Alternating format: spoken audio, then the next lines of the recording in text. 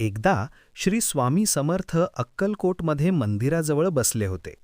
अनेक भक्त त्यांच्या दर्शनासाठी आले होते. त्या भक्तांमध्ये एक तरुण खूप उदास दिसत होता. तो स्वामींना नमस्कार करून म्हणाला, "स्वामी, मी खूप मेहनत करतो, पण माझ्या आयुष्यात आनंदच नाही. नेहमी मन उदास असतं." स्वामी समर्थ थोडं हसले आणि त्या तरुणाला म्हणाले, "चल, माझ्यासोबत ये." दोघे थोडं पुढे गेले. तिथे एक बाग होती.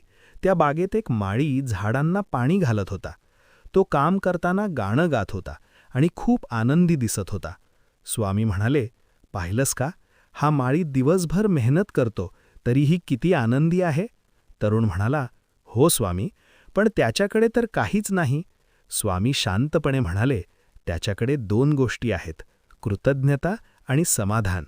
तो देवाने दिलेल्या प्रत्येक गोष्टीबद्दल आभार मानतो, म्हणून तो आनंदी आहे." स्वामी पुढे म्हणाले, "माणूस जे नाही त्याचा विचार करत राहतो म्हणून दुःखी होतो, पण जो माणूस देवाने दिलेल्या गोष्टींसाठी आभार मानतो, त्याच्या मनात आनंद आपोआप येतो." हे ऐकून त्या तरुणाच्या मनाला शांती मिळाली. त्याने ठरवलं की आता तो रोज देवाचे आभार मानेल आणि आनंदाने जीवन जगेल. स्वामी म्हणतात, देवाने दिलेल्या प्रत्येक गोष्टीबद्दल कृतज्ञ राहिलं तर मनात खरा आनंद निर्माण होतो. जय जय श्री स्वामी समर्थ.